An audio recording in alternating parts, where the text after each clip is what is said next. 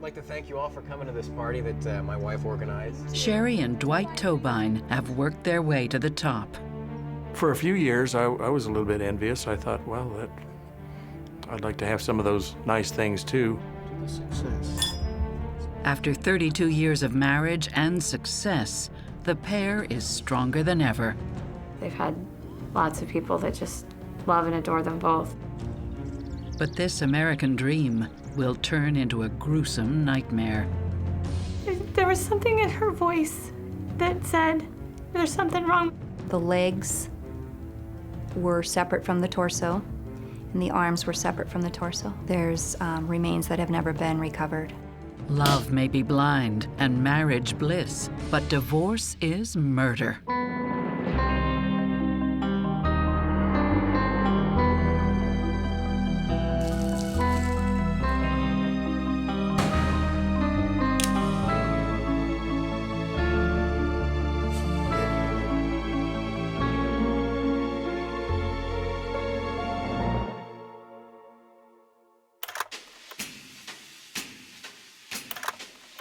Dwight and Sherry Tobine have loved each other for as long as they can remember. They grew up across the road from each other in small-town Clay City, Kansas. Dwight on a farm, and Sherry, the daughter of the owner of a local propane business. They were well aware of each other for a long time, from a very early age. She was a cute blonde girl, slightly chubby and short, but very cute nonetheless. They kind of caught each other's eyes, and she would kind of come to the edge of the street, jump on the tractor with him, and kind of ride around. In college, Dwight finally gets the nerve to ask out his longtime crush, Sherry, who's now a high school senior. They discover they share the same ambition, to make it big. Dwight and Sherry tie the knot in the summer of 1975. And just 3 short years later, the young couple heads to the city of Salina, Kansas, to pursue their dreams. They really sought out getting out of that little town that they were in, and it was going to be them against the world. It was going to be whatever they wanted, however they wanted, and they were going to make it happen. They weren't afraid of it. I'd say my mom was timid. She was scared. But she knew if she had my dad, they could conquer anything. She knew that that was kind of her ticket in some way. They settle comfortably in their rented townhouse, ready to take on the world. Dwight begins his studies in animal science at the University of Kansas, while Sherry takes care of the household. Dwight was a very determined man. He wanted to have the best, not only for himself, but for everybody that was around him. He always wanted to succeed, and he worked hard to do it. Forensic psychiatrist Brian Russell and psychotherapist Stacy Kaiser believe that the Tobines have a shot at making their dreams come true. Sherry sees a lot of potential in Dwight. He's a hard worker, he's focused, and she thinks that she'll be able to have the life she wants. And Sherry is like the perfect cheerleader support system girl. She's the one who's gonna stick by him and root for him and support him during his success. Dwight and Sherry both seem to want a lot out of life. But one of the things that we see is that Dwight is the one whose work is going to make the dreams happen. The maximum pressure, I think, is on Dwight to achieve both people's dreams. Sherry is especially happy to put some distance between her and small-town Kansas. My dad always jokingly called himself the farm boy. And, you know, I don't think she particularly liked that. She didn't want anything to do with that farm. You know, nothing. She probably wouldn't want to be shoveling, you know, manure or feeding, you know, cows or, you know, or rounding up horses, or that wasn't her. She didn't like dirt. She liked everything very clean.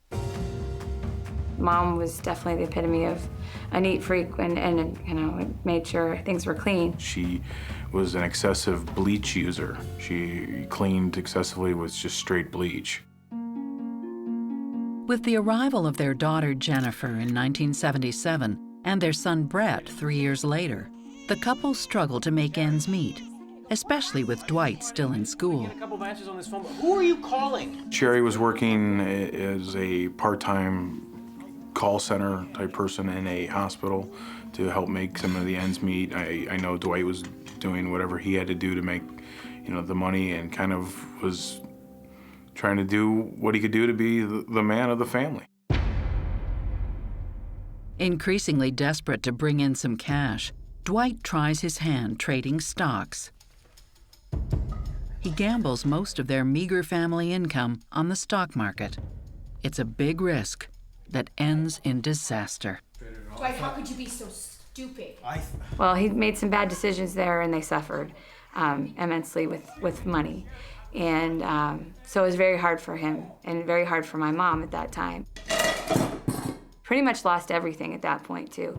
I lost our home. I remember living with my grandparents. You were supposed to take care of me. Sherry, I'm gonna fix it! And to add to their stress, Sherry is pregnant with their third child, Allison. You better fix it! The family buckles under the pressure. On top of that, there's been speculation that he was threatening to leave my mom at that time, too. It just wasn't a happy time for them. It was real tough on them. Guys. They had to make a change of, okay, what do we do next? Do we stay here? We can't rely on our folks. We have 3 kids to provide for. We got to figure this out. There's a real relationship bind here because Sherry has had her heart set on being, wealthy, and that money is gone. And Dwight wanted to be the hero for her. Now he's looking at himself as a disappointment, and she's looking at him as a disappointment. When a man feels that his wife feels that she's made a poor bet or that she's dissatisfied with the pace or the level at which her life is progressing because of him, that can be devastating. Under pressure to save his marriage, Dwight makes another risky move. I think she always wanted more. I think maybe they both always wanted more. More money is better.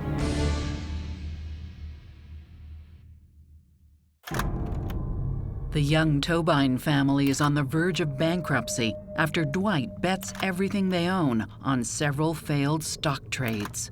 They are far from the life Sherry imagined for her family. And to add to their stress, Sherry has just given birth to their third child. Dwight makes another gamble.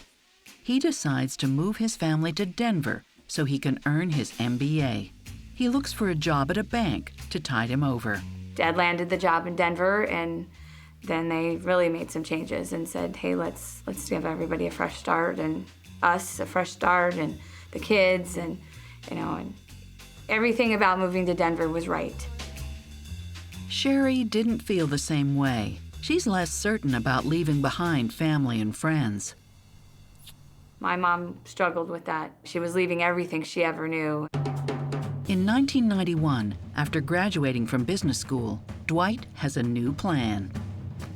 My dad, he never could sit still, so it was kind of like his wheels were turning of how could I make money?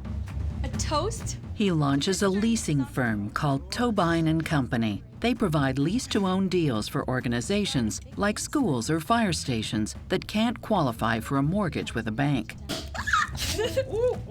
He was the middleman. He set up the deal. He handled the funds transfer and so on. So basically for a small percent of the whole deal, and some of these deals could be worth $1 million. Within a few short years, business is booming. Dwight's business savvy is paying off, and they're soaring to new financial heights. For the first time since being on the brink of disaster, the family has finally arrived. After he got that degree, life changed a lot. They built their first home, truly from the ground up, 3,000 square feet with a basement, a dream home that, anybody would love to have. We all had our own bedroom, that was a huge thing. The Tobins spare no expense on their children. She would buy them whatever they needed, whatever they wanted, and however they wanted it, as soon as it came out of their mouth, it was there. Here comes the first one, all right? You ready? Are you ready? Sure? Okay, good. Dwight's new financial security allows him to spend a lot of quality time with the children.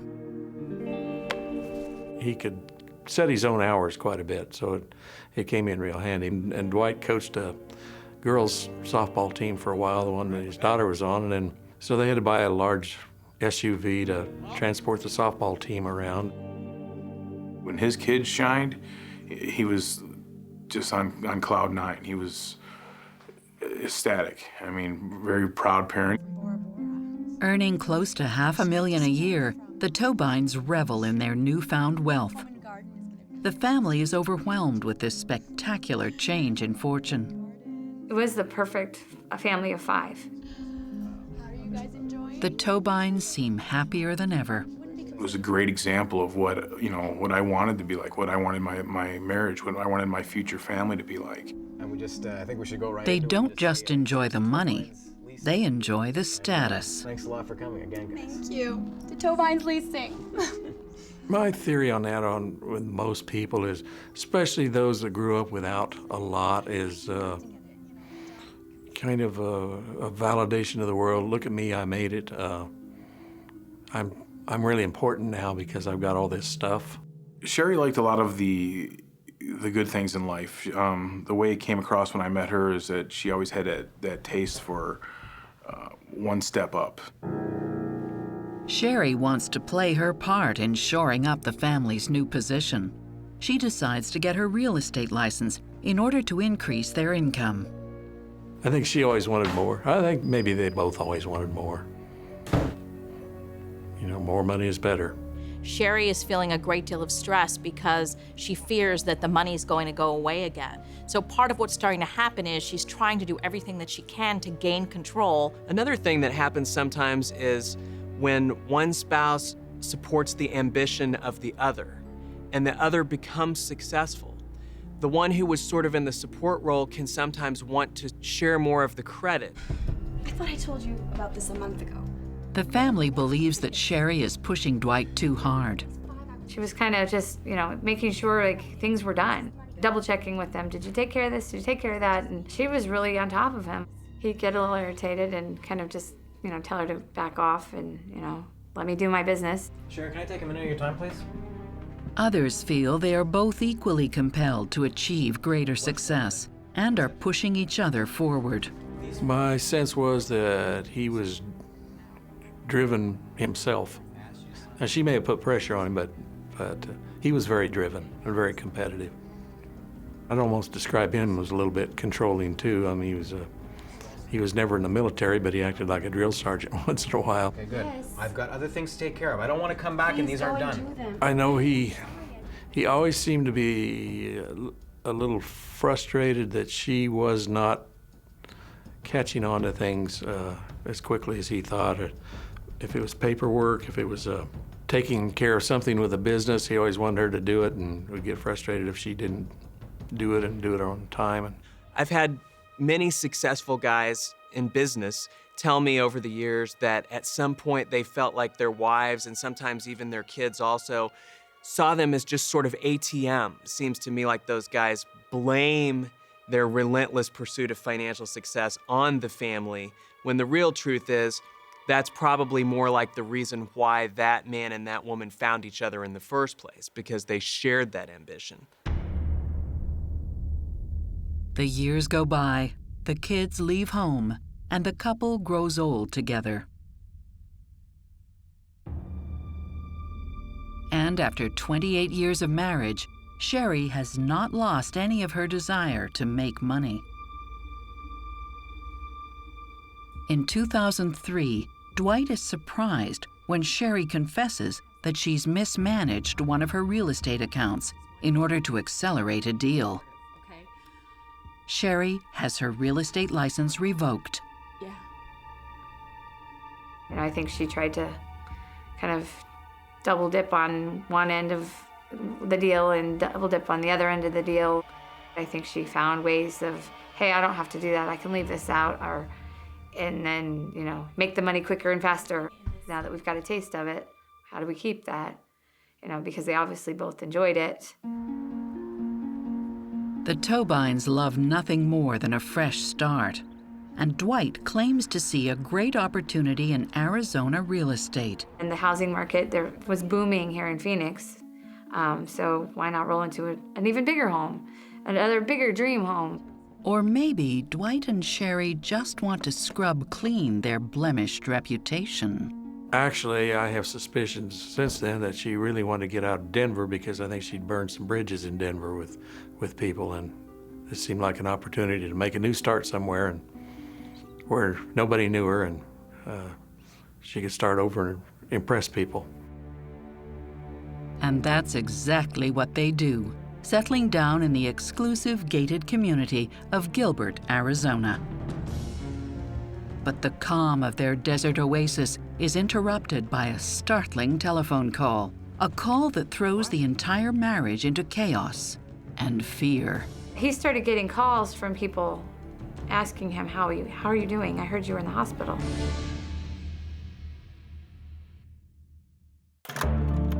By 2003, Sherry and Dwight Tobine are sunning themselves in the warm and exclusive neighborhood of Gilbert, Arizona. It seems like a good place to get away from the embarrassment of Sherry's real estate trouble. To the success of the business. And Dwight continues getting more work than he can handle. I felt like they were at a really, even a higher peak than they were when they were in Denver. He always said he'd get her a dream car, and she always wanted a Blue Jag, and they got a Blue Jag. They are the talk of their friends and family back home in Kansas. It was a one-story, sprawling ranch. You know, you walk in, you saw their piano, you saw their formal dining room with a huge backyard. Dwight is enjoying a couple of extras himself. He also started getting toys of ATVs and things like that. For a few years, I was a little bit envious. I thought, well, I'd like to have some of those nice things too. Naturally, they join the exclusive Seville Golf and Country Clubs, where they spend their days hobnobbing with Phoenix's elite. She would just drop lines in casual conversation that she'd met some of her friends at the club and things like that, you know, just a little bit of name dropping. Dwight, honey, I need you to sign this. It's not all play. There's work to be done. But Sherry is getting nervous. She's worried that her go-getting husband has become a little complacent. She'd do everything in her power to try to help him close the deal. And what do you need from me? Do you need me to take this, to FedEx? Hey, do you need me to go pick that up? Or hey, you need this done? Or do you need that phone call made? To appease his wife, Dwight lets her take over the lion's share of the paperwork. He was kind of a big picture kind of a person. And he'd come up with the ideas in the big picture, and then he wants somebody else to work through the details and take care of it. Dwight may also see her sort of needing her own thing, or needing to feel like she's somehow a contributor to the financial success of the family. He's like, get her off my back. She's not working right now, and I don't want her in my business, my day-to-day business, so let her handle the finances. It'll keep her busy, and I can go and do my thing. With Sherry taking a larger hand in Tobine and Company, it's running like clockwork. And I thought they were pretty much raking it in. Like, he knew who we could get a quick deal from. He was wheeling and dealing and doing well. But after 3 years of uninterrupted success, with Sherry at the helm, Dwight, out of the blue, starts receiving alarming phone calls from clients. They're asking very strange questions. I don't know where you get that. I'm fine. Listen, I'm just going off to golf. I'll phone you back. He started getting calls from people asking him, how are you doing? I heard you were in the hospital. And he couldn't figure out what this was about. Finally, he figures it out. His wife's been telling clients that he's seriously ill. She was telling people that, he was hurt, or he had a heart attack, and he's been in the hospital. His wife has been lying to his clients. But why? I just can't find the... Bewildered, Dwight takes a closer look at the company business. He discovers missing cash from several accounts. Approximately $50,000. He was pretty shook up, and he couldn't believe it. He was pretty disgusted. Sherry? Yes. Stop that bullshit! Dwight is furious. But Sherry tells him that she withdrew the money from the business to pay for family expenses. Well, Sherry seems to be doing some externalization, and these are things that we see typically with people whose designs haven't worked out and who are now looking culpable in some way and trying to explain themselves. But knowing the way Dwight is, part of what I'm thinking is that he's probably upset with himself, thinking, I should have been watching, I should have been paying attention. You know, Sherry's a good person, she's on my side, and maybe this was all sort of accidental. Dwight was not paying attention, and he's about to realize the situation is worse than anyone imagined. One afternoon, the family receives a series of alarming messages from Sherry. Send us random text messages that were like, I love you. She hasn't been seen for hours, so Dwight searches the neighborhood. He couldn't find her. He didn't know what was going on. He was trying to find her, and we were trying to find them. Oh my God, Sherry! Dwight finds her unconscious at a neighbor's home, next to an empty bottle of pills.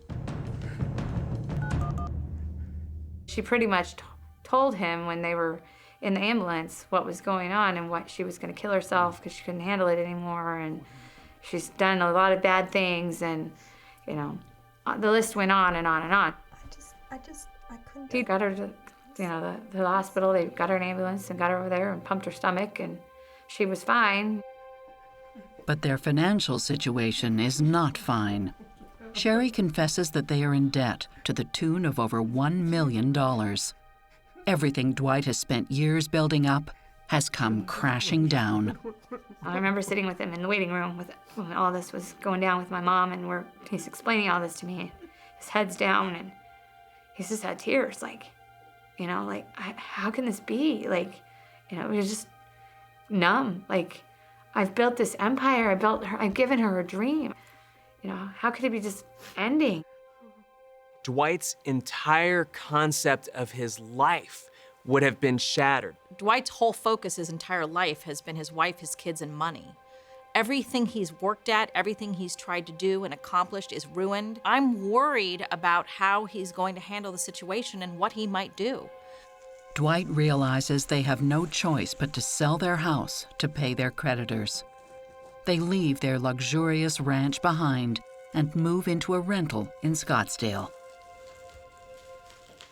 I've never seen him that down. I'd never seen my dad at that point, that low. And when Dwight fails to show up for Thanksgiving dinner, the family worries that he might have sunk even lower. It's more of just a surprise. Like, is this really happening?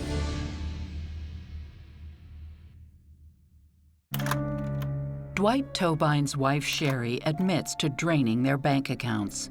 Over $1 million is missing. Everything he's worked for and earned over a lifetime is suddenly gone. It was tearing him up that, you know, he had this beautiful home office in Phoenix, but now this home office had turned into, I'm living here in Scottsdale in this little condo thing, and, you know, it pretty much, that was a train wreck. At least Sherry and Dwight are able to enjoy their family after their daughter Jennifer gives birth to her first child, Cody. They were kind of stepping into some new roles as grandparents, and so they're having a little fun with that, which was good. Gave them a little bright spot from all this craziness that was happening with them. Dwight tries to repair some of his business accounts by selling his home. At one time, he thought he could get $1 million out of the house. At one time, he probably could have. He was trying to save a little bit of everything, I think. I think he was trying to just kind of get things in a spot where he could control them. Sherry and Dwight have been together for a very long time. They came together with shared values. They have kids together. So it makes total sense to me that they're still trying to make it work. They've overcome things before in the past, and they're going to do what they can to overcome things today. At some level, Dwight probably feels at this point at least complicit, if not responsible for, some of the choices that Sherry's made. And so he may feel that it's unfair to lay the blame entirely upon her at this point. I have told you everything. As it turns out, Sherry has not only run the business into the ground, she's also committed fraud. And in early 2009, the FBI opens an investigation into Tobine and Company. And as he dug in more and more and more, it just escalated, and it just seemed like it steamrolled, and it was out of control faster than you can imagine. Some of the banks just filed civil suits to start the ball rolling. And he actually negotiated his way out of those and paid something back. But this one that turned into such a huge deal, there was no negotiation over that because it was a federal offense at that point.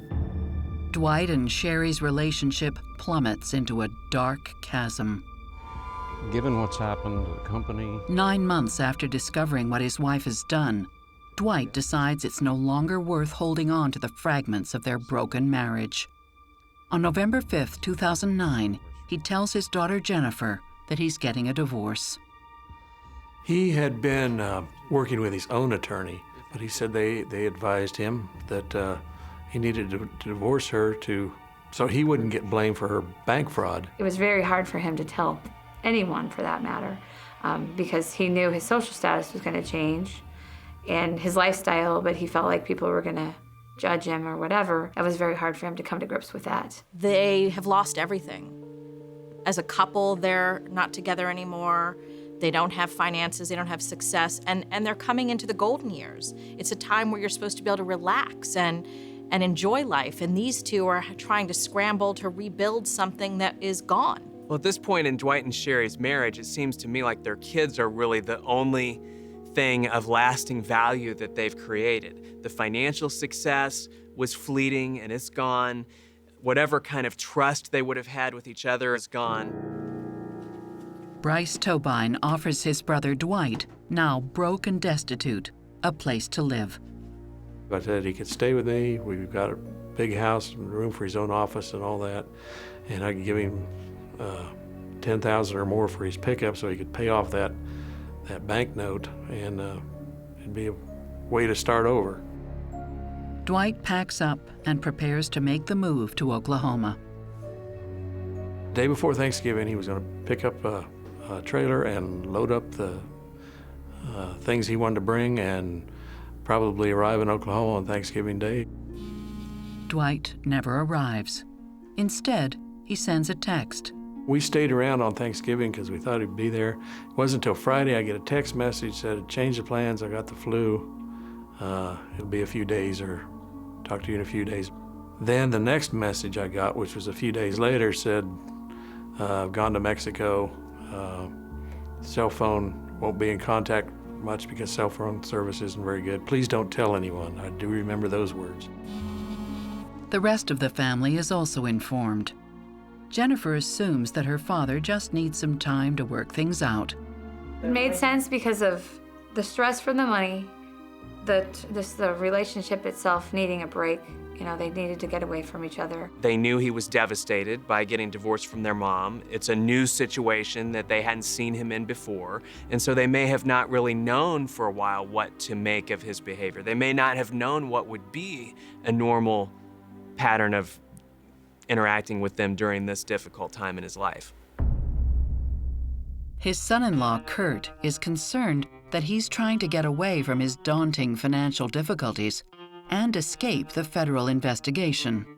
One of the things was discussed was the fact that if things got crazy, his attorney would advise him that maybe he should go down south below the border just to kind of let things die down. And I thought he went down to Mexico to relieve some of the pressures that he was under.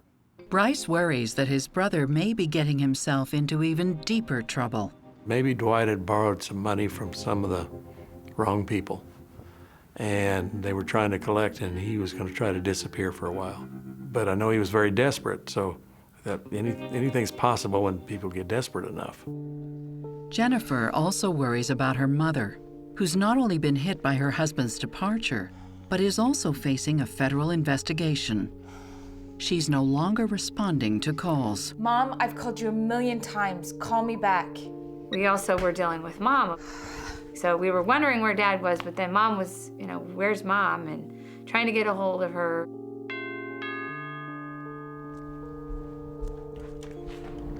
Where have you been? 2 weeks after Thanksgiving, Sherry resurfaces at Jennifer's doorstep. She's fallen to pieces.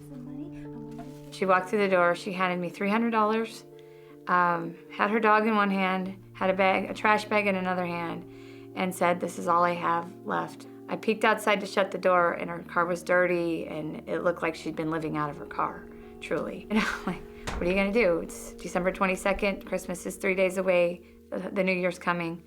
You know, you can't put a family member on the street. As a parent, you feel like you're supposed to be the supporter and the provider for your children. And so for Sherry to be at a point where she's living in her car and then ultimately having to move in with the daughter who she's supposed to be helping support could make a person really feel inadequate and sad and angry. Sherry's unusually territorial of the few things she has left. Because she had a garbage bag that was, upstairs that she held things in, and she was very, don't come in, this is my room. I traded cars with her one day, and that flipped her out. The family tries to be as understanding as possible when Dwight fails to show up for Christmas. It's especially hard on Sherry. I got a text message from him that said, hey, don't worry about me for the holidays. I'll catch up with you after the first of the year. Just point blank like that. I was like, well, maybe he just truly needs a break. And then maybe it's my time to pitch in and deal with her.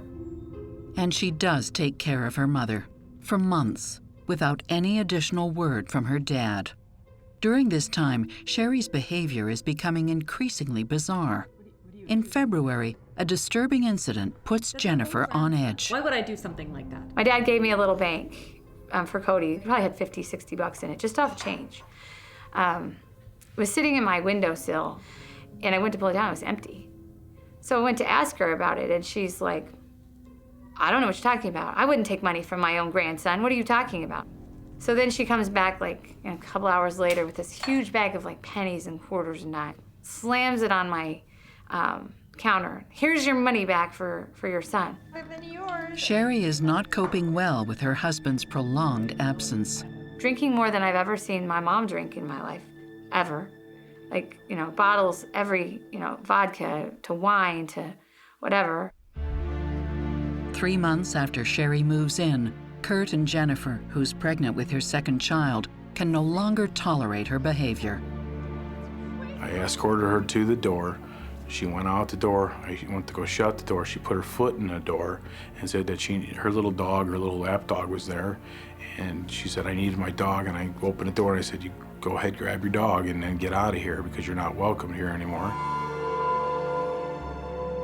The months pass. There's still no phone call from Dwight. He even fails to show up after Jennifer gives birth to her second child. I wanted to call and say what's going on, and I couldn't get a hold of him, and I didn't know, and his phone was acting funny at that point. And I remember calling my grandma and telling her there was something in her voice that said, there's something wrong with your dad. There's something wrong. As the family becomes panic-stricken, the police discover that this turbulent marriage did not come to an amicable end. Some of these body parts were very forcefully removed, not just a clean cut with a saw.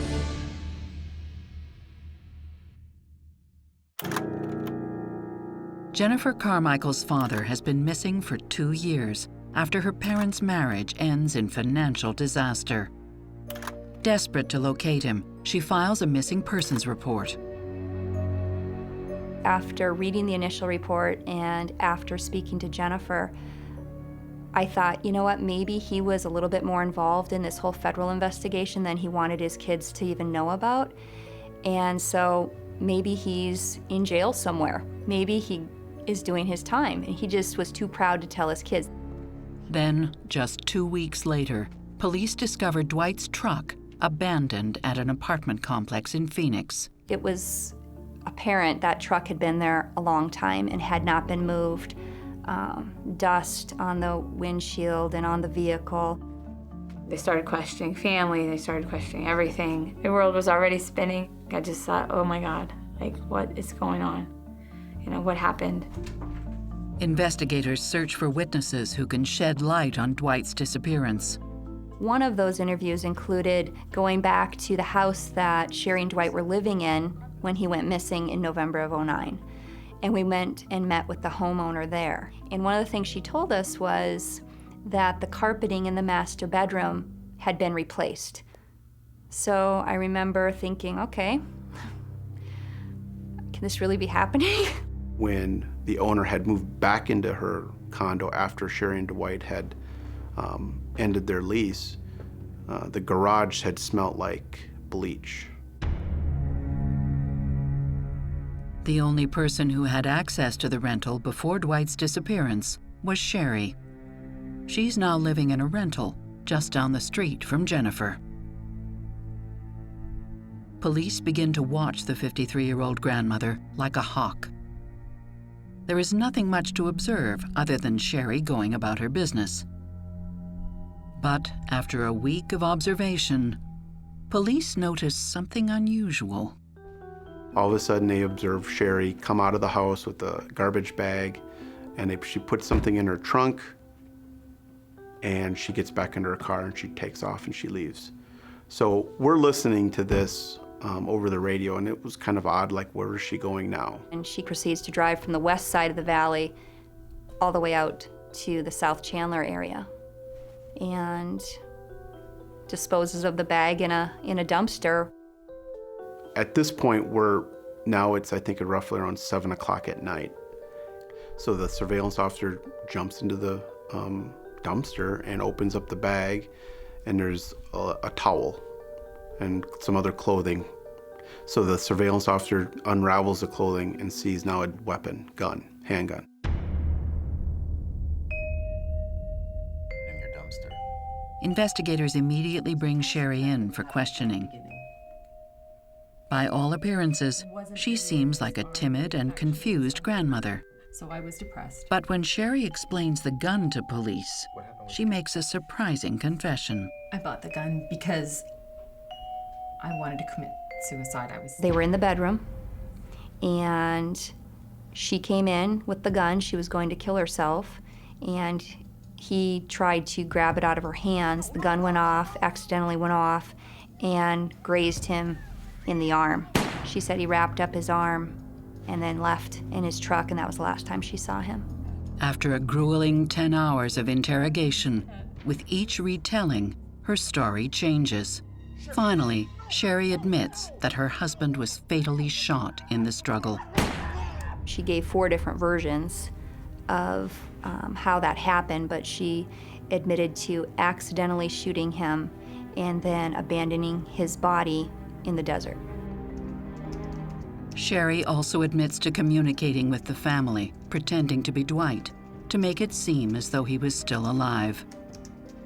She'd sent text messages, emails, messages. I even think she may have been messing with his Facebook. And the reason, says Sherry, for keeping up the charade is that she was worried no one would believe her story. So she kept her husband's body in the freezer for a month before finally disposing of it. She wrapped the body up and drug it out to the garage, and then later disposed of it in the desert, is what she told us that day. She also makes a reference to cleaning up the blood after Dwight was shot. She made weird comments to us. It's not clean unless it's bleach clean. And I remember after that interview on the 14th, we took her out to the desert. She was going to show us where she dumped the body. She made weird comments. You know, if we did find the body, do you think the animals or the coyotes would have done anything to the body? At the time, it was an odd statement, like, what does she mean by that? We drove her out to the location and we searched around there. We couldn't find anything because it wasn't there. Even without a body, investigators arrest Sherry for the death of her husband on the charge of first-degree murder. The family is stunned by Sherry's confession. My first reaction was, disbelief. It was more of like, please don't let this be happening. First, it was like, are you talking about my mom? Seriously? Like, the gal that doesn't like to, pick up dog poop. It was a whirlwind of emotions. It was an anger that I couldn't describe. I was angry with my mother because how could she do this? How could she do this to her family that they had built together? The cops are not convinced that the shooting was an accident, but in order to prove their suspicions, they need to locate Dwight's body. And before long, they find what they're looking for. The results are beyond disturbing. Several nearby counties have reported body parts appearing at the side of the road over the Christmas holidays, discovered by people stopping for a rest break. A left leg was recovered out in Pinal County. A couple days later, in the north part of Maricopa County, north of Phoenix, the right leg was discovered. About 100 miles west of Phoenix, a complete torso was recovered. And I said, well, can you give me a little description as to the race, the height, the weight? And I'm listening to him tell me this, and that's the exact description of Dwight Tobine. Detective Hugh Lockerbie is able to confirm the match with a DNA swab from Dwight's parents. How can Sherry possibly explain her husband's dismembered body? Police conclude that she murdered her husband in cold blood and brutally disposed of his remains in an attempt to conceal his identity. She did, take a lot of effort to disguise and, get rid of the head, hands, and feet, which we've never been able to recover. The person who did this was obviously very motivated, making sure that this person was completely unidentifiable. Some of these body parts were basically very forcefully removed, not just a clean cut with a saw, not a sight that a lot of people want to look at. Multiple methods were used. Different parts had different marks on them. They told us that they believed a reciprocating blade type of saw was used on some parts. I was sickened. I was just like, you've just taken what you think is the worst and you've made it worse. You've made it unconscionable. It is a rare occasion that you would find a woman, albeit an older woman, that would murder someone and then dismember them in such a graphic and horrific fashion. However, there are a lot of sociopaths that literally lie dormant. As long as they're getting what they need and they're being fed in the way that they want to be fed, everything's fine. The fact that Sherry's a grandma at this point is actually illustrative of the fact that you cannot just spot a sociopath. There's nothing about being a grandma, there's nothing about being older that makes those sociopathic traits go out of a person.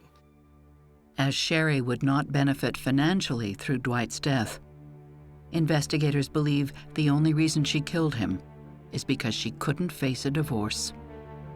I think that was probably one of the main triggers, was the fear of being alone, the fear of having to support herself, the loss of reputation, the how it would be looked at by her family members. She stuck, with him through the worst of the worst. She just didn't know why he would leave her. She's put into a situation where her husband divorces her. She has absolutely no money, and she wants him to pay for that. She wants him to suffer, and the way she's going to make him suffer is by killing him. After the discovery of Dwight's dismembered body, prosecutors have a strong case against Sherry. The charge? First-degree murder. Jennifer feels deeply betrayed by her mother. She used me and my garbage cans and my life, and was using my home to finish her cleanup. I wonder what she did throw away. Wonder if she threw remains in my garbage. All of these questions play into my head. You always hear the jokes, okay, yeah, your mother-in-law's living with you or this or that. Well, that's all fun and games, but when you look at this type of scenario, of course, hindsight's 20/20, but I allowed a very, very bad thing into my home. Jennifer Carmichael does not understand how the grandmother to her children was capable of such a heinous act. I had this vision of she was just a sweetheart, and cared about people. There was people that had cancer, and she took them food and, helped them with their treatments. But I'm just shocked, completely shocked that how can, this, what I thought, be so different. One of the things that we know about sociopaths is they literally have the ability to split their emotions. And so it could be that Sherry would butcher her husband and scatter him around the country, and also try to be doting and loving to her children by sending these text messages from their supposedly still alive father so that they can feel comfort and peace as they go about each and every day. I'll bet you if you went to the prison and interviewed Sherry, she would tell you that that is the reason why she sent them the text messages over those months. It was just to make her children think that he was still alive and that there was still an ongoing relationship with their dad. It was some kind of altruistic thing. That is the essence of the sociopath. Sherry pleads guilty to avoid the possibility of being sentenced to death at trial. On May 19, 2012, Sherry Tobine is sentenced to life in prison, plus 31 additional years for fraud-related charges. She pled and sentenced all in the same day, which was a bit rare, but she agreed to plead guilty to first-degree murder. They felt that that was the best course of action, and she didn't want the death penalty. Most of Dwight's remains are still missing. I think that's probably the thing that bothers me the most, is not being able to give closure to the family. The death has torn the Tobine siblings apart. They now only speak to each other through a lawyer. It's made it very hard between the three of us. I think we're all deeply hurt on some level. We're all in a different place with our grief. The family is still grappling with the horrific loss. Every day you think about it, I relive that. You know, I relive the fact of when my wife heard the news. It's bad. I think the hardest thing was what it did to my dad. He didn't live long enough to see her punished. He was denied that opportunity to have contact with his son for the rest of his life. I feel like he's doing God's work now, and that's important, that's huge. Even though I miss him so much, so much.